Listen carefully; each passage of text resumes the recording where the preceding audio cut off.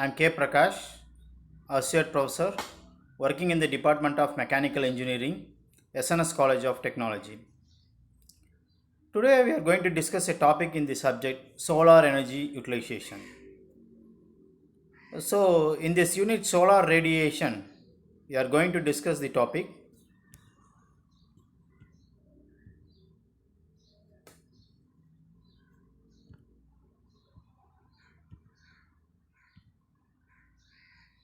Now, there is a picture in front of you. What do you infer from this picture? So, in this picture, we can see a sun, which is a bright sun. We can see some clouds. And what do you feel when you see this picture? So, in my mind, what I think is, so this is a bright sunny day. Coming to the next picture. Now, what is the major difference between the first picture and the second picture? So, in the second picture, we can see a bright light, but there is no sun. So, what you infer is that in the second picture, the amount of the sun's radiation is lesser. So, from these two pictures, we are concluding that the first picture is a sunny day and the second picture is the cloudy day. And we also come to know that sun emits solar radiation. So, our topic is the measurement of solar radiation. So, now before going to the topic, let us see what is a sun. We have already discussed in the previous chapter. We will have a small recap that sun is a hot gaseous matter which is comprising of helium and hydrogen. By the fusion reaction, what happens is it emits large amount of heat energy in the form of light and also in the form of electromagnetic waves. And here in this we can see here sun is emitting solar radiation from the core part of the sun, and the temperature nearby the sun is around some 6000 Kelvin. So the total power output of the sun is 3.9 into 10 power 26 watts. So imagine how much is this. And the total power emitted by the sun is equal to the emitted power density and the surface area of the sun. So this much of amount of heat is liberated from the sun. So sun is emitting large amount of solar radiation. Now let us discuss. So what do you see here? Here there is a bright sun. So it's a sunny day. So if we go and stand during that sunny day, we can feel the hot. But whereas during the morning hours, when we stand, so we can't get such amount of large radiations. So from this picture, we are coming to know that the radiation is differing with the time. So the energy is the radiant energy is emitted by the sun, and the intensity is around 1367 watts per square meter. This we have already discussed. It is the solar constant, and the temperature also it is nearly around 5800 Kelvin and gives a luminosity of 64 into 10 power 6 watt per meter square. Now coming to the sun's ray. So the ray of the sunshine is tested using a glass prism. So this is a small test which can be made by yourself. So here we can go for a glass prism. You can keep in a sunshine area and you can see that power is emitted. So we can have this power emitted in the electromagnetic waves is of different wavelengths. The wavelengths are different. So it may appear white or yellow to the human eyes. So in our really the wavelengths are many, but to our eyes it appears yellow or human eye. So here we are getting the different wavelengths shows up as the different colors. So these different colors are invincible to the human eye. So let us see what are the different types of radiation. So from the picture we can see there is beam radiation, diffuse radiation and the reflected solar. So what is beam, what is diffuse and what is reflected? So what is beam radiation is the solar radiation falling on the earth without any obstacles, which is directly falling on the earth, is called as beam radiation or direct radiation. That is given in the first picture. Coming to the second one, diffuse. So what is meant by diffuse is the rays which is coming from the sun is disturbed by some medias like clouds, dust particles, ozone layer, and then the sun ray is reflected and scattered and it falls on the earth surface. So this is called as diffuse radiation. So reflected. So what is reflected radiation? So when it is falling on some earth surface or some clouds, it is reflected back towards the earth. So it is reflected solar radiation. So these are the major types. One is beam, diffuse and reflected. So totally the beam radiation and the diffuse radiation gives us the global total radiation. And now what is the major thing is we have to measure the amount of the beam radiation falling on the earth surface or the diffuse radiation falling on the earth surface, or totally what is the total radiation falling on the earth surface. So for this we are seeing some depletion of solar radiations. So what is meant by depletion and what is the need for depletion of solar radiation? So we have already discussed that the solar radiation is obtained from the sun. The temperature is around 6000 Kelvin. So if directly the sun rays falls on the earth surface, can you imagine what happens? Can we live? It is definitely impossible because we can't bear the temperature of 5800 Kelvin or 6000 Kelvin. So our room temperature is around 32 to 35 degrees. The maximum will be of 38 or 40. It is the maximum. So this solar depletion is necessary to safeguard us. So what happens is this solar radiation coming from the sun is scattered, reflected by the molecules or the dust particles like clouds, the ozone layer and all other materials which is found on the way, and finally it reaches. So that is beam radiation and diffuse radiations. So from this you can see radiation directly falling on the earth surface is beam radiation, which is dispersed by the dust particle is diffuse radiation, and the diffuse radiation is scattered and it reaches. Now what is the need to measure solar radiation?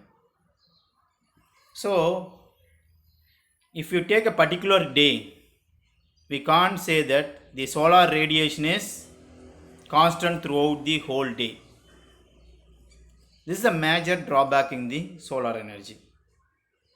So whenever the solar energy is more or abundant in nature, at that time we have to tap more amount of solar energy by using our existing methods.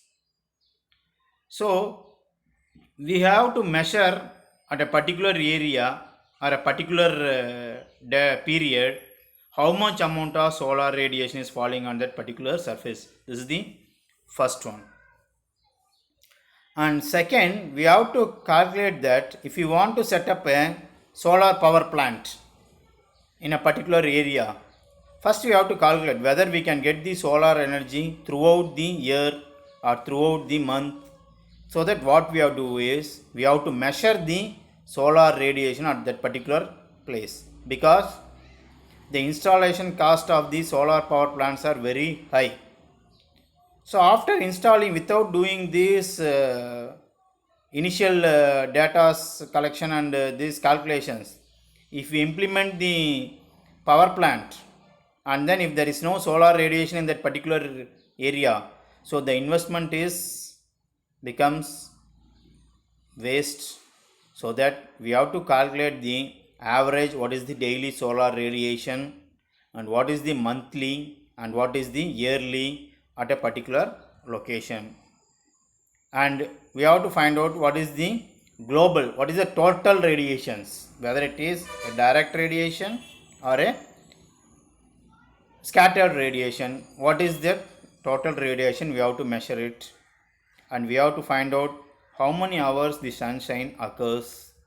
So all these data can be made by using a satellite cloud cover data or any data analytics systems or any of the existing which can be made. So this is why we have to measure the solar radiation. So we have to find out which geographic location we can get the maximum amount of solar radiation. For example, to understand, if you are installing a solar power plant in Ooty, the output becomes lesser. So we are making all the calculations of solar radiation to get the maximum power output. Okay, so in this, the first one we are going to see about the pyrheliometer. The pyrheliometer is used to measure the direct beam radiation. This direct radiation, sunlight enters into this pyrheliometer, and then there is a thermophile inside, so that it measures, and this thermophile converts the heat into electrical signal, and the signal voltage is converted and measured how much amount of solar radiation is falling per square meter. So we will see what are the parts. So this is the setup of an pyrheliometer. So see here, from the top the solar radiation is falling. So we are having some acceptance angles so that the solar radiation is made to fall on it. Initially the top surface is, we are using a protective lens. So this lens allows the solar radiation to get inside, but all the dust particles and other particles will not enter. That is why the protective lens is used. And then this total setup is made of a hollow tube, and at the bottom a black body is there where the solar radiation is falling on that black body, and beneath there is a thermocouple module. So at the bottom of the thermocouple, what happens is there is a hot zone and a cold zone. So these are the major parts: protective lens, hollow tube, black body, thermocouple. And now what happens is there is an tracking system. So as the earth is revolving and rotating itself, we want to calculate the direct beam radiations. So that we have to focus towards the motion of the sun. So we are having a tracking systems. And see here how the black body observes. So the protective lens does not allow the radiation to go outside. So whatever the radiation is falling on the black body, it absorbs all the radiations. So this is the working principle in the pyrheliometer. So when all the radiation is falling on, what happens? The atoms in the black body gets excited. So this excitement makes the temperature difference and it is used to measure the solar radiation. So this excitement makes and it converts into electrical signals. So for this mainly we are using a thermocouple. This is the major or the main part which is used in the pyrheliometer. So the top surface of the black body is the hot junction A, and you can see on the right side the bottom of the black body is the cold junction. So now what happens is, here for your understanding we have used a small picture of candle that is heated. So in the real setup what happens is the solar radiation will be falling on the black body so that the top surface gets heated and turns into a hot junction. So at the bottom always it is a cold junction. So this difference in the temperature makes to flow the current and it is measured in the ammeter. So here the magnitude of the current I in the loop is directly proportional to the temperature difference at the junctions. So the higher magnitude of the current is calculated in the ammeter by using the temperature difference at the junctions. So this is the principle behind the thermocouple and the pyrheliometer. So here we will go for the working. So see here, already we have discussed the radiation is made to fall on the black surface and there is a shield where the B is the lower temperature junction. So when these two are couples, the difference in the temperature makes to a current flow which takes place in the loop. And the second one is pyranometer. You can ask a question, sir, there is pyrheliometer and what is the necessary of using pyranometer? Why we need to go for pyranometer? So the option is simple. If you want to measure the direct radiation, we have to go with pyrheliometer. If you want to measure all the radiation falling on the earth surface, then we have to go with pyranometer. This is very, very important. So see here, this is a pyranometer. It is a device which is used to measure both the radiation, direct and the diffuse radiation. And let us see what are the parts. See here. First, initially in the pyranometer there is a protective dome. So what is the use of this dome is, it allows the solar radiation, but all the dust particles which falls on the hot body or the black body is not possible in this setup, because the protective domes creates a shield for this dust particles. Here a black body is there, a thermocouple module is there, and an insulator, because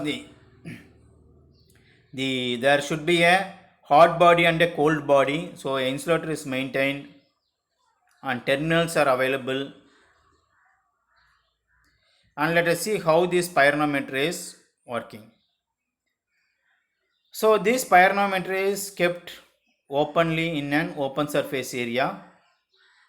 So all the solar radiation falls through the dome and it is falling on the black body. So the black body gets heated. So when the black body gets heated, the top surface of the module will become very hot, whereas because of the insulator, the bottom part is not heated, so it will be cold. So now what happens is this temperature difference in the hot body and the cold body makes the thermocouple modules to generate a voltage at the output terminals. This temperature difference will be based on the radiation falling on it. Now the output voltage is calculated by the linear proportional to this radiation. Now we'll have a small assessment. We have to calculate what is the power from the sun intercepted by the earth is approximately. There is 4 options. You have to find out the correct options. So you test yourself what is the correct options. So here global radiation. So what is global radiation? Whether it is a difference between the direct and diffuse or combination of two or the division of two. So we have to find out the correct answer. You, for your own self-assessment, I have given a questions. Now you can choose the correct answer and you can see whether at the end of the session we will see whether you have got the correct answer or not. If you have doubt in your answers, you can rewind back and you can check for the answers. And now beam radiation is measured with which one? There are anemometer, pyrheliometer, sunshine recorder and black body. So find out the correct answer for this. And absorption of solar radiation at the earth's surface occurs due to ozone, water vapors, carbon dioxide, all the above. You have to find out the correct answer. And a pyranometer is an instrument used for measuring beam radiation or global radiation or a sunshine period or none of this. So I have given you the 5 questions. So you write your correct options and rewind back the video and check whether you have gone to with the correct options or not. Thank you. So before we are concluding the session, we will have a small summary of what we have discussed today. So today we have seen the solar radiation measurement. So keep in mind the solar radiation is obtained from the source of sun. So as the temperature of the sun is very high, if the solar radiation is directly falling on our earth's surface, so we can't live or we can't bear it. So the depletion of solar radiation is necessary. So this depletion takes place by reflection, scattering and all the available methods with the help of the clouds, ozone layers and the dust particles.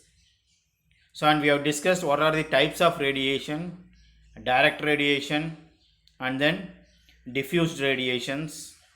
And you have seen the pyrheliometer, which is used to measure the direct radiation, and we discussed about the pyranometer, which is used to measure the both the direct and diffuse radiations.